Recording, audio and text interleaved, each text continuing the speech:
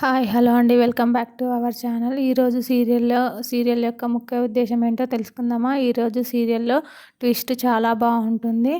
Upcoming episodes కోసం మన ఛానల్ని సబ్స్క్రైబ్ చేసుకోండి. ఈరోజు సీరియల్ యొక్క ముఖ్య ఉద్దేశం వచ్చేసి తర్వాయి భాగంలోకి వెళ్ళినట్టయితే ఏం జరిగిందో చూద్దాం. కార్తీక్ వాళ్ళ ఇంటికైతే రాత్రి అని చూడకుండా కూడా ఎంప్లాయీస్ అయితే కార్తీక్ వాళ్ళ ఇంటికైతే వస్తారు. వచ్చినప్పుడు కార్తీక్ వాళ్ళ చేసిన అన్యాయం గురించి అయితే కార్తీక్ చెప్పుకుంటే నేను వెళ్ళి తాతతో మాట్లాడతానని కార్తీక్ అయితే వాళ్ళతోటి సర్ది చెప్పి పంపిస్తాడు వాళ్ళ ఇంటికి. మీరైతే ఇంటికి వెళ్ళండి, నేను వెళ్ళి మాట్లాడతానని కార్తీక్ అంటాడు.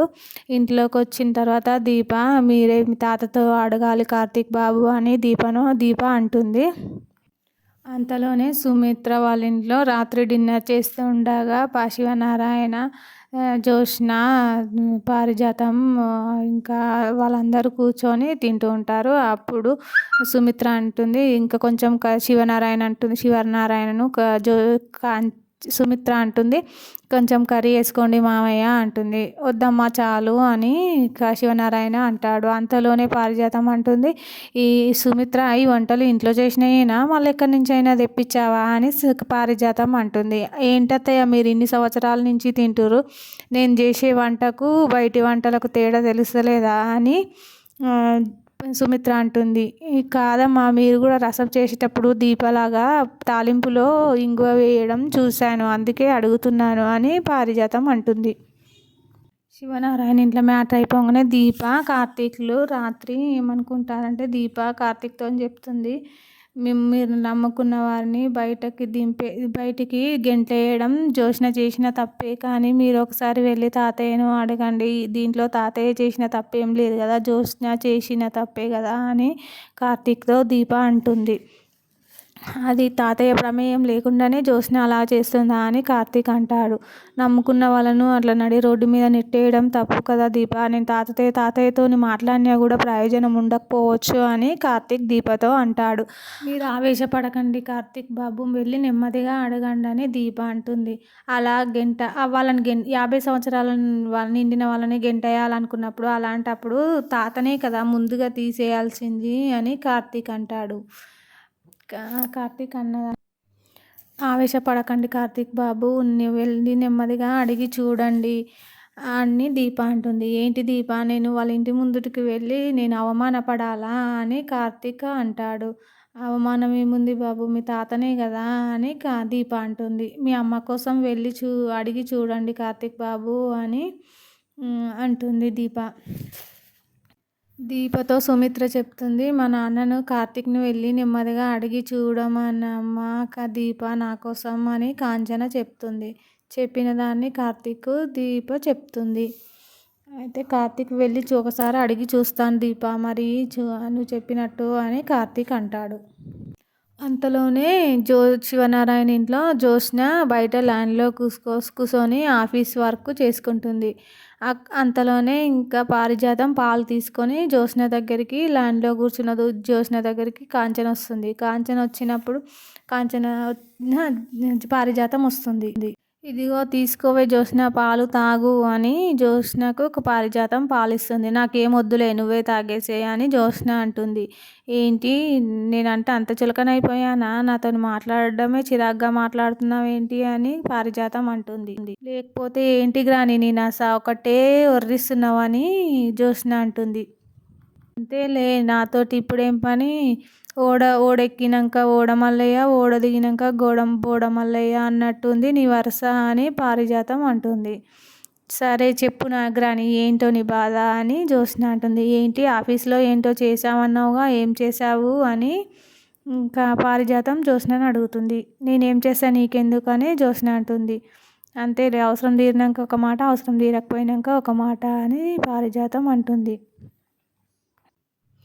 ఏం చేశాను నీకెందుకని దీప అంటే జ్యోత్స్న అంటే, ఏం లేదు, నీ వయసులో ఉన్న వాళ్ళందరినీ పీకి పడేశాను అని జ్యోత్స్న అంటుంది. ఏంటి, ఏం చేసావే అని పారిజాతం గుండె బాదుకుంటుంది.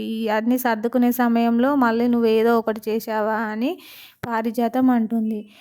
మరి జీతాలు ఇవ్వడానికి కష్టమవుతుంది అని నీ వయసులో ఉన్న వారిని తీసేశాను అని, 50 ఏళ్ళు నిండిన ప్రతి ఒక్కరిని తీసేశానని జ్యోత్స్న అంటుంది.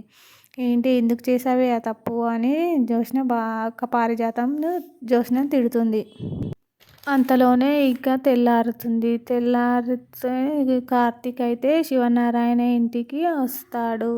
వచ్చి వాళ్ళందరూ కాఫీ తాగుతుంటే కార్తీక్ వచ్చి శివనారాయణ శివనారాయణ అని 2-3 సార్లు గట్టిగా పిలుస్తాడు. ఈయన బావ వచ్చాడు అని జ్యోత్స్న అంటుంది. ఎందుకు వచ్చాడు? నా కోసమే వచ్చాడని జ్యోత్స్న అంటుంది. అప్పుడు శివనారాయణ అంటాడు, వాడు చూసావా ఎలా పేరు పెట్టి పిలుస్తున్నాడో అని శివనారాయణ వాళ్ళ కొడుకుతోటి సుమిత్రతోటి అంటాడు. అందరు కలిసి బయటికి వచ్చేస్తారు. వచ్చి ఏంట్రా పేరు పెట్టి పిలుస్తున్నావు అని శివనారాయణ అంటాడు.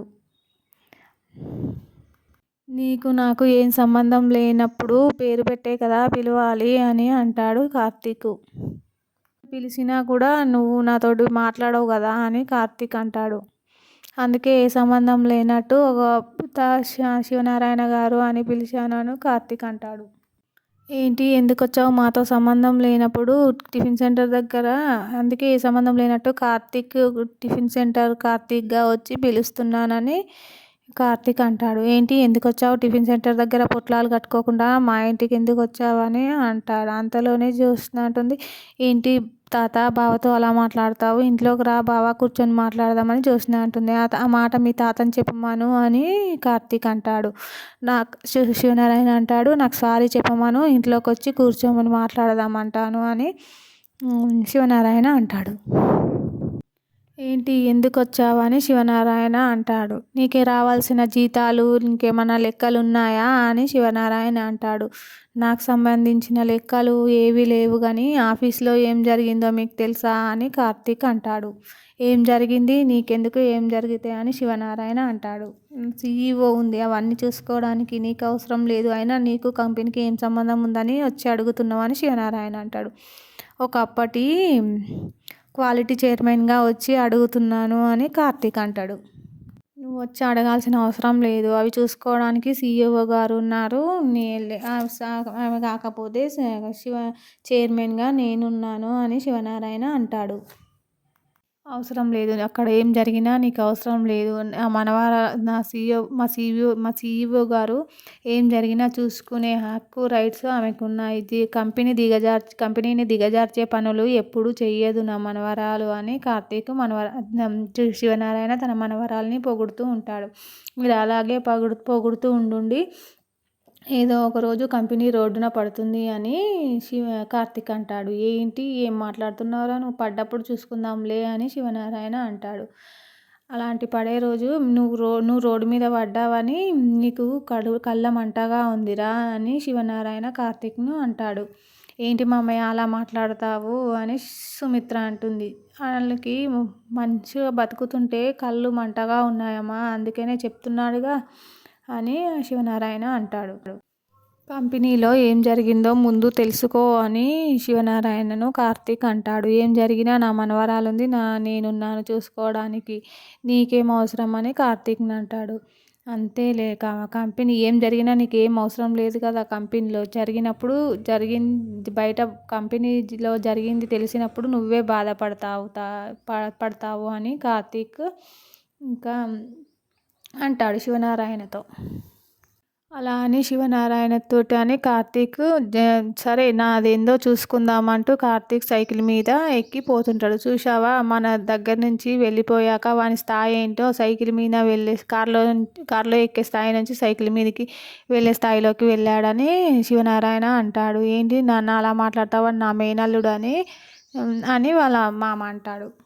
ఏంటి మామయ్య అలా మాట్లాడతారు కార్తీక్ గురించి? ఏంటమ్మా మరి, మన దగ్గర నుంచి వెళ్ళిపోతే వాని విలువ 0 అని శివనారాయణ అంటాడు. సరే నా విలువ ఏంటో చూపిస్తా అంటూ కార్తీక్ సైకిల్ వేసుకొని ఇంకా వెళ్ళిపోతాడు. మరిన్ని అప్కమింగ్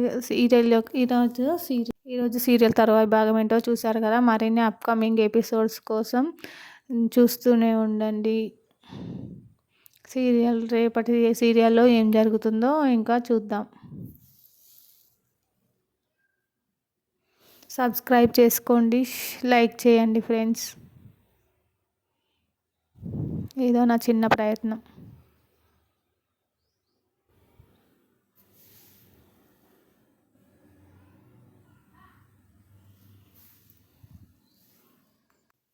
కార్తీక్ ఏమనుకుంటాడంటే ఇంకా వీళ్ళతో చెప్తే పని కాదు. ఇంకా ప్రోమో వచ్చేసి ఏం జరిగిందంటే వీళ్ళతో చెప్తే పని కాదు, మనమే ఏదో ఒకటి చేయాలనుకుంటూ కార్తీక్ అయితే అనుకుంటారు. ఇద్దరు కలిసి ఏం చేస్తారో మరి ఏం చేద్దాం అనుకుంటారో మరిన్ని అప్కమింగ్ ఎపిసోడ్లలో చూద్దాం.